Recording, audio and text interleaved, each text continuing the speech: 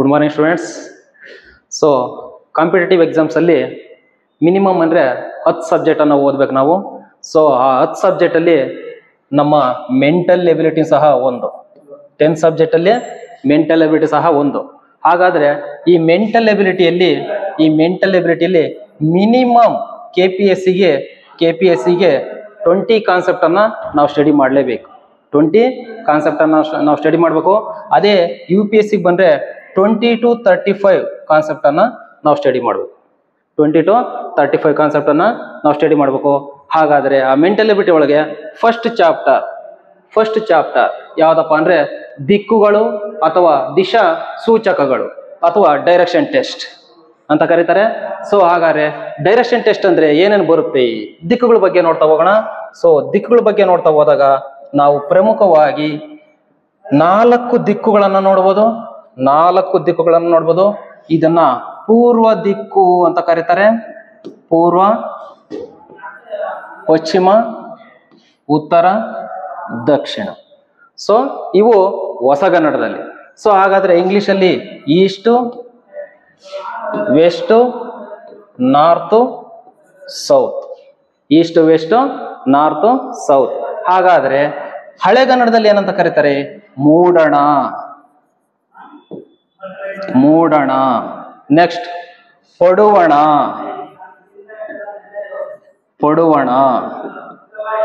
ಅಂತ ಕರೀತಾರೆ. ಸೊ ಉತ್ತರ ದಿಕ್ಕನ್ನ ಬಡಗಣ ಅಂತ ಕರೀತಾರೆ. ನೆಕ್ಸ್ಟ್ ದಕ್ಷಿಣ ದಿಕ್ಕನ್ನ ತೆಂಕಣ ಅಂತ ಕರೀತಾರೆ. ಸೊ ಇವು ಎಲ್ಲಿ ಕೇಳಿದಾನಂದ್ರೆ SDFD ನಲ್ಲಿ ಮತ್ತೆ ಗ್ರೂಪ್ ಸಿ ನಲ್ಲಿ ಈ 2 ದಿಕ್ಕುಗಳನ್ನ ಪ್ರಮುಖ ಕೇಳಿದಾನೆ. ತೆಂಕಣ ಎಂದರೆ ಯಾವ ದಿಕ್ಕಾಗಿರುತ್ತದೆ ಅಂತ ಕೇಳಿದಾನೆ. ಬಡಗಣ ಅಂದ್ರೆ ಯಾವ ದಿಕ್ಕಾಗಿರುತ್ತದೆ ಅಂತ ಕೇಳಿದಾನೆ. ಸೊ ಇವು 4 ಪ್ರಮುಖ ದಿಕ್ಕುಗಳು. ಹಾಗಾದ್ರೆ 4 ಉಪ ದಿಕ್ಕುಗಳಿದಾವೆ. 4 ಉಪ ದಿಕ್ಕುಗಳಿದಾವೆ. ಇದನ್ನ ನಾವು ಈಶಾನ್ಯ ಅಂತ ಕರಿತೀವಿ. ಈಶಾನ್ಯ, ಆಗ್ನೇಯ, ನೈಋತ್ಯ, ವಾಯುವ್ಯ. ಇವು 4 ಉಪ ದಿಕ್ಕುಗಳು. ಸೊ ಇದನ್ನ ಯಾವ ತರ ನೆನ್ಪಿಟ್ಕೊಳ್ಳೋದು? ಈಶಾನ್ಯ, ಆಗ್ನೇಯ, ನೈಋತ್ಯ, ವಾಯುವ್ಯ. ಈ ಆನೆ ನೈಋತ್ಯಕ್ಕೆ ವಾಲಿದೆ ಅಂತಂದು ಹೇಳ್ಬಿಟ್ಟು ಒಂದು ಕೋಡನ್ನ ಮಾಡ್ಕೊಬಿಟ್ರೆ ಅಲ್ಲೇನಾಗುತ್ತೆ, 4 ಉಪ ದಿಕ್ಕುಗಳು ನಮಗೆ ಗೊತ್ತಾಗ್ಬಿಡ್ತವೆ. 4 ಪ್ರಮುಖ ದಿಕ್ಕುಗಳು, 4 ಉಪ ದಿಕ್ಕುಗಳು. ಸೊ ಹಾಗಾದ್ರೆ ಅಷ್ಟ ದಿಕ್ಕುಗಳದು, 8 ದಿಕ್ಕುಗಳದು. ಸೊ ಈ 8 ದಿಕ್ಕುಗಳಾದ್ಮೇಲೆ ಇನ್ನೂ 2 ದಿಕ್ಕುಗಳಿದಾವೆ. ಅವ್ಯಾವಪ್ಪ ಅಂತ ಅಂದ್ರೆ ಊರ್ಧ್ವ ದಿಕ್ಕು ಅಂತ ಕರೀತಾರೆ. ಊರ್ಧ್ವ ಮುಖ ಮೇಲಿನ ದಿಕ್ಕು, ಅಧಃ ದಿಕ್ಕು ಅಂತ ಕರೀತಾರೆ. ಅದನ್ನ ನಾವು ಕೆಳಗಿನ ದಿಕ್ಕು ಅಂತ ಕರಿತೀವಿ. ಈ 2 ಕ್ವಶನ್ ಅನ್ನ ಇಲ್ಲಿ ಕೇಳಿದಾನಂತ ಅಂದ್ರೆ ಇಲ್ಲಿ ನಮ್ಗೆ SDFD ನಲ್ಲಿ ಮತ್ತೆ ಗ್ರೂಪ್ ಸಿ ನಲ್ಲಿ ಕನ್ನಡದಲ್ಲಿ ಕಮ್ಯುನಿಕೇಶನ್ ಪೇಪರ್ ಏನಿದೆ ಅದರಲ್ಲೆಲ್ಲ ಆ ಒಂದು 2 ಉಪ ದಿಕ್ಕುಗಳನ್ನ ಮತ್ತೆ ಈ ದಿಕ್ಕುಗಳನ್ನ ಯಾವ್ಯಾವ ದಿಕ್ಕುಗಳಾಗಿರ್ತಾವೆ ಅಂತ ಕೇಳಿದಾನೆ. ಸೊ ಹಾಗಾದ್ರೆ ನಾವಿವಾಗ ಮೆಂಟಲ್ ಎಬಿಲಿಟಿ ಮೇಲೆ ನಾವು ಏನೇನು ಕ್ವಶನ್ ಅನ್ನ ಕೇಳ್ತಾ ಇರ್ತಾನೆ ಅಂದ್ರೆ, ಯಾವುದೋ ಒಬ್ಬ ವ್ಯಕ್ತಿ ಪೂರ್ವಕ್ಕೆ 4 ಕಿಲೋಮೀಟರ್ ನಡೆದನು. ನಂತರ ಬಲಕ್ಕೆ ತಿರುಗಿ 3 ಕಿಲೋಮೀಟರ್ ನಡೆದನು ಅಂತ ಹೇಳ್ತಾನೆ. ಬಲಕ್ಕೆ ತಿರುಗಿ 3 ಕಿಲೋಮೀಟರ್ ನಡೆದನು ಅಂತ ಹೇಳ್ತಾನೆ. ಸೊ ಹಾಗಾದ್ರೆ ಕ್ವಶನ್ ಹೆಂಗ್ ಕ್ರಿಯೇಟ್ ಮಾಡ್ತಾನೆ ಆ ವ್ಯಕ್ತಿ? ಮೊದಲೇ ಕ್ವಶನ್, ಆ ವ್ಯಕ್ತಿ ಯಾವ ದಿಕ್ಕಿನಲ್ಲಿದ್ದಾನೆ ಅಂತ ಕ್ವಶನ್ ಕೇಳ್ತಾನೆ. ಯಾವ ದಿಕ್ಕಿಗೆ ಮುಖ ಮಾಡಿದಾನೆ ಅಂತ ಕ್ವಶನ್ ಕೇಳ್ತಾನೆ. ಅದಾದ್ಮೇಲೆ ಆ ವ್ಯಕ್ತಿ ಪ್ರಾರಂಭದ ಬಿಂದುವಿನಿಂದ ಎಷ್ಟು ಕಿಲೋಮೀಟರ್ ಕೇಳಿದ್ರೆ ಕಿಲೋಮೀಟರ್ಲಿ, ಮೀಟರ್ ಕೇಳಿದ್ರೆ ಮೀಟರ್ಲಿ ಎಷ್ಟು ಕಿಲೋಮೀಟರ್ ದೂರದಲ್ಲಿದ್ದಾನೆ, ಪ್ರಾರಂಭದ ಬಿಂದುವಿನಿಂದ ಅವನು ಎಷ್ಟು ಕಿಲೋಮೀಟರ್ ದೂರದಲ್ಲಿದ್ದಾನೆ ಅಂತಂದು ಈ ಟೈಪ್ ಅಲ್ಲಿ ಒಂದು ಕ್ವಶನ್ ಕೇಳ್ತಾನೆ. ಇನ್ನೊಂದು ಮೊನ್ನೆ KS ಅಲ್ಲಿ ಮತ್ತೆ ಯಾವ್ದ್ರಲ್ಲಿ PSI ಅಲ್ಲಿ ಕೇಳಿದಾನೆ. ಆ ವ್ಯಕ್ತಿ ತಾನು ನಿಂತಿರುವ ಸ್ಥಾನದಿಂದ ತನ್ನ ಪ್ರಾರಂಭದ ಬಿಂದು ಯಾವ ದಿಕ್ಕಿನಲ್ಲಿದೆ ಅಂತಂದೇಳಿ ಕ್ವಶನ್ ಕೇಳಿದಾನೆ. ತಾನು ನಿಂತಿರುವ ಸ್ಥಾನದಿಂದ ಆ ವ್ಯಕ್ತಿ ತಾನು ನಿಂತಿರ್ತಕ್ಕಂಥ ಸ್ಥಳದಿಂದ ಆ ವ್ಯಕ್ತಿಯ ಪ್ರಾರಂಭದ ಬಿಂದು ಯಾವ ದಿಕ್ಕಿನಲ್ಲಿದೆ ಅಂತಂದೇಳಿ ಕ್ವಶನ್ ಕೇಳ್ತಾನೆ. ಇದು ಒಂದು ಟೈಪ್. ನೆಕ್ಸ್ಟ್ ಇನ್ನೊಂದು ಟೈಪಲ್ಲಿ ಏನ್ ಮಾಡ್ಬಿಡ್ತಾನೆ, ಪ್ರತಿಯೊಂದು ದಿಕ್ಕುಗಳ ಮಧ್ಯೆ 90 ಡಿಗ್ರಿ ಇರ್ತೈತೆ. ಮತ್ತೆ ಉಪದಿಕ್ಕುಗಳ ಮಧ್ಯೆ 45 ಡಿಗ್ರಿ ಇರ್ತದೆ, 45 ಡಿಗ್ರಿ. ಇದು ಕೋನಗಳ ಮೇಲೆ ಕೇಳ್ತಾ ಇರ್ತಾನೆ. ಒಬ್ಬ ವ್ಯಕ್ತಿ ಪಶ್ಚಿಮಕ್ಕೆ ಮುಖ ಮಾಡಿದ್ದು, ಇಲ್ಲೇ ನಿಂತಿರ್ತಾನವನು.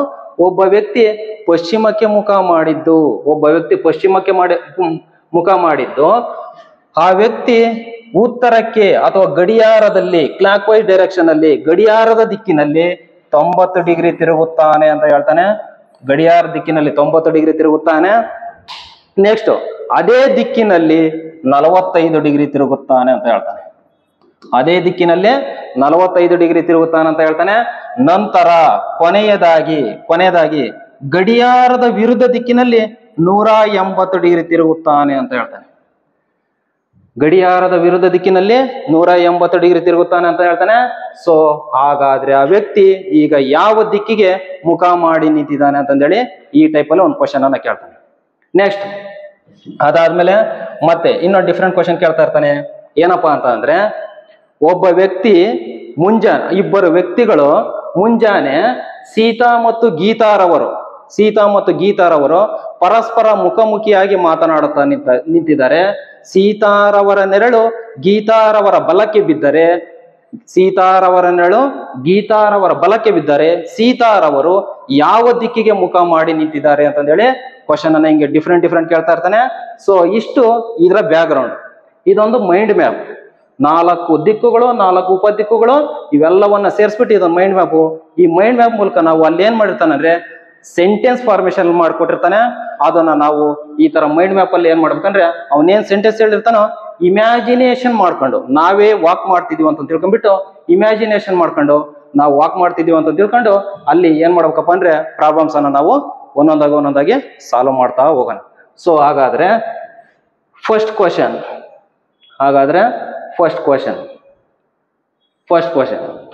ಒಂದು ದಿನ ರವಿ ಮನೆಯಿಂದ ಹೊರಟು,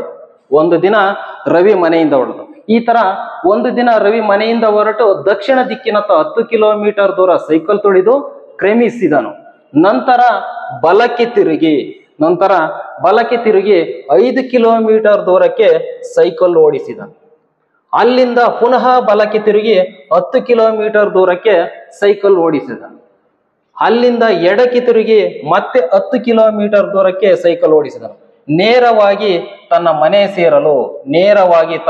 ಸೇರಲು ಇನ್ನು ಎಷ್ಟು ಕಿಲೋಮೀಟರ್ ದೂರಕ್ಕೆ ಅವನು ಸೈಕಲ್ ಓಡಿಸಬೇಕು ಅಂತಂದೇಳಿ ಕ್ವಶನ್ ಮಾಡಿದ್ದಾನೆ. ಸೊ ನಾವು ಯಾವುದೇ ಒಂದು ಕಾನ್ಸೆಪ್ಟ್ ಅನ್ನು ನಾವು ತಿಳ್ಕೊಬೇಕಾದ್ರೆ ಆ ಒಂದು ಬೇಸಿಕ್ ಅನ್ನ ನಾವು ಇಷ್ಟೊತ್ತು ನೋಡಿದ್ವಲ್ಲ, ಒಂದು 5 ಮಿನಿಟ್ಸ್, ಆ ಬೇಸಿಕ್ ಏನ್ ಹೇಳಿದ್ವಲ್ಲ, ಸೊ ಅದನ್ನ ನಾವು ಮೈಂಡ್ ಮ್ಯಾಪ್ ಅನ್ನ ಹಾಕ್ಬೇಕು. ಸೊ ಇದು ಪೂರ್ವ, ಪಶ್ಚಿಮ, ಉತ್ತರ, ದಕ್ಷಿಣ. ಸೊ ಇಷ್ಟ ಹಾಕಿದಾದ್ಮೇಲೆ ಅವನು ಯಾವ ತರ ಹೇಳಿದಾನೆ ಆ ತರ ಕ್ವಶನ್. ಯಾವಾಗ್ಲೂ ಪ್ರಾರಂಭದ ಬಿಂದು ಇದಾಗಿರ್ತದೆ. 4 ದಿಕ್ಕುಗಳು ಎಲ್ಲಿ ಕೋಯಿನ್ಸೈಡ್ ಆಗಿರ್ತಾವೋ ಅವು ಯಾವಾಗ್ಲೂ ಸಹ ಅದು ಪ್ರಾರಂಭದ ಬಿಂದು ಆಗಿರ್ತೈತೆ. ಸೊ ಕ್ವಶನ್ ಅನ್ನ ಸೆಂಟೆನ್ಸ್ ಫಾರ್ಮೇಶನ್ ಮಾಡ್ಕೊಟ್ಟಿದ್ದಾನೆ. ನಾವಿವಾಗ ಮ್ಯಾಥಮೆಟಿಕಲ್ ಫಾರ್ಮ್ ಅಲ್ಲಿ ಬರಿತಾ ಹೋಗ್ಬೇಕು. ರವಿ ಮನೆಯಿಂದ ಹೊರಟು ದಕ್ಷಿಣ ದಿಕ್ಕಿನತ್ತ ರವಿ ಮನೆಯಿಂದ ಹೊರಟು ದಕ್ಷಿಣ ದಿಕ್ಕಿನತ್ತ ಅಂತಂದು ಹೇಳಿದಾನೆ. ಸೊ ದಕ್ಷಿಣ ದಿಕ್ಕು ಈ ಕಡೆ ಇದೆ. ದಕ್ಷಿಣ ದಿಕ್ಕಿನತ್ತ 10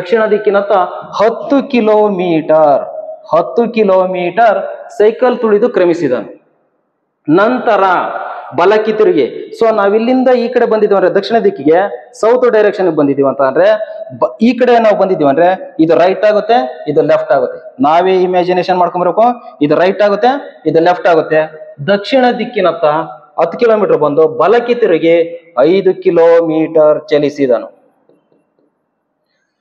5 ಕಿಲೋಮೀಟರ್ ಕ್ರಮಿಸಿ ಸೈಕಲ್ ಓಡಿಸಿದನು ಅಂತಂದೈತೆ. ಅಲ್ಲಿಂದ ಪುನಃ ಬಲಕ್ಕೆ ತಿರುಗಿ ಅಗೈನ್. ಸೊ ಅವನು ಈ ಕಡೆ ಬಂದಿದ್ದಾನಂದ್ರೆ ಇವಾಗ ಈ ಕಡೆ ಹೋಗಿದ್ದಾನೆ. ಇದು ರೈಟ್ ಆಗುತ್ತೆ, ಇದು ಲೆಫ್ಟ್ ಆಗುತ್ತೆ. ನಾವೇ ಇಮ್ಯಾಜಿನೇಷನ್ ಮಾಡ್ಕೊಂಡ್ರೆ ನಾವೇ ವಾಕ್ ಮಾಡ್ತಿದ್ದೀವಿ ಅಂತ ತಿಳ್ಕೋಬೇಕು. ಮತ್ತೆ ಏನ್ ಮಾಡಿದಾನೆ, ಬಲಕ್ಕೆ ತಿರುಗಿ 5 ಕಿಲೋಮೀಟರ್ ಬಲಕ್ಕೆ ತಿರುಗಿ 5 ಕಿಲೋಮೀಟರ್ ಬಲಕ್ಕೆ, ಅಲ್ಲಿಂದ ಪುನಃ ಬಲಕ್ಕೆ ತಿರುಗಿ 5 ಕಿಲೋಮೀಟರ್ ಅಲ್ಲ, ಸಾರಿ 10 ಕಿಲೋಮೀಟರ್ ಸೈಕಲ್ ಓಡಿಸಿದನು. ಅಲ್ಲಿಂದ ಎಡಕ್ಕೆ ತಿರುಗಿ ಎಗೈನ್ ಮತ್ತೆ ಇಲ್ಲಿ ಬಂದು ನಿಂತಿದ್ದಾನೆ. ಸೊ ಇಲ್ಲಿ 10 ಕಿಲೋಮೀಟರ್ ಬಂದಿದ್ದ ಒಂದು ವೇನಲ್ಲಿ ಮತ್ತೆ 5 ಕಿಲೋಮೀಟರ್ ಬಂದು ಇನ್ನೊಂದು ವೇನಲ್ಲಿ ಅದಕ್ಕೆ ವಾಪಸ್ ಹೋಗ್ತಾ ಇದ್ದಾನೆ, ರಿಟರ್ನ್ ಹೋಗ್ತಾ ಇದ್ದಾನೆ, 10 ಕಿಲೋಮೀಟರ್ ಹೋಗ್ತಾ ಇದ್ದಾನೆ. ಹಾಗಾಗಿ ನಾವು ಆ ಗೆರೆ ಮೇಲೆ ಇಲ್ಲಿ ಎಷ್ಟು ಕಿಲೋಮೀಟರ್ ಬಂದಿದ್ನೋ ಅಷ್ಟೇ ಕಿಲೋಮೀಟರ್ನ ನಾವು ತಗೋಬೇಕು. ಅಲ್ಲಿಂದ ಎಡಕ್ಕೆ ತಿರುಗಿ ಮತ್ತೆ 10 ಕಿಲೋಮೀಟರ್ ದೂರ ಸೈಕಲ್ ಅನ್ನ ಓಡಿಸಿದನು ಅಂತಂದು ಹೇಳ್ತಾನೆ. ಸೊ ಈ ಕಡೆಗೆ ಅವನು ಫೇಸ್ ಮಾಡಿದನು ಅಂತಂದ್ರೆ ಲೆಫ್ಟ್ ಸೈಡ್ ಇದಾಗುತ್ತೆ, ರೈಟ್ ಸೈಡ್ ಇದಾಗುತ್ತೆ. ಎಡಕ್ಕೆ ಕ್ರಮಿಸಿ 10 ಕಿಲೋಮೀಟರ್ ದೂರ ಸೈಕಲ್ ಓಡಿಸಿದನು. 10 ಕಿಲೋಮೀಟರ್ ದೂರ ಸೈಕಲ್ ಓಡಿಸಿದನು. ನೇರವಾಗಿ ತನ್ನ ಮನೆ ಸೇರಲು ಇನ್ನು ಎಷ್ಟು ಕಿಲೋಮೀಟರ್ ದೂರ ಸೈಕಲ್ ಓಡಿಸ್ಬೇಕಂತಂದು ಹೇಳಿದಾನೆ. ಸೊ ಇಲ್ಲಿ 10 ಕಿಲೋಮೀಟರ್ ಏನ್ ಬಂದಿದ್ದ, 10 ಕಿಲೋಮೀಟರ್ ವಾಪಸ್ ಹೋಗಿದೆ ಅಂದ್ರೆ 10 ಕಿಲೋಮೀಟರ್ ಕ್ಯಾನ್ಸಲ್ ಆಗುತ್ತೆ. ಸೊ ಇಲ್ಲಿ ಎಷ್ಟು ಡಿಸ್ಟೆನ್ಸ್ ಐತೆ ಇಲ್ಲೂ ಅಷ್ಟೇ ಡಿಸ್ಟೆನ್ಸ್ ಇರ್ತೈತೆ. ಇದು ಇವಾಗ ಈಕ್ವಲ್ ಆಗಿರ್ತೈತೆ. ಇದು 5 ಕಿಲೋಮೀಟರ್. 5 ಕಿಲೋಮೀಟರ್. ಹಾಗಾದ್ರೆ ಇಲ್ಲಿಗಿಂದ ಇಲ್ಲಿ ಇರ್ತಕ್ಕಂಥದ್ದು 15 ಕಿಲೋಮೀಟರ್. 15 ಕಿಲೋಮೀಟರ್. ಹಾಗಾದ್ರೆ ನೇರವಾಗಿ ತನ್ನ ಮನೆಯನ್ನ ತಲುಪಲು ಅವನು ಎಷ್ಟು ಕಿಲೋಮೀಟರ್ ಅನ್ನ ಸೈಕಲ್ ಓಡಿಸ್ಬೇಕಂದ್ರೆ 15 ಕಿಲೋಮೀಟರ್ ಸೈಕಲ್ ಅನ್ನ ಓಡಿಸಬೇಕು. 15 ಕಿಲೋಮೀಟರ್ ಸೈಕಲ್ ಅನ್ನ ಓಡಿಸಬೇಕು. Next. Complete course available at our Android application. Contact 966366333333.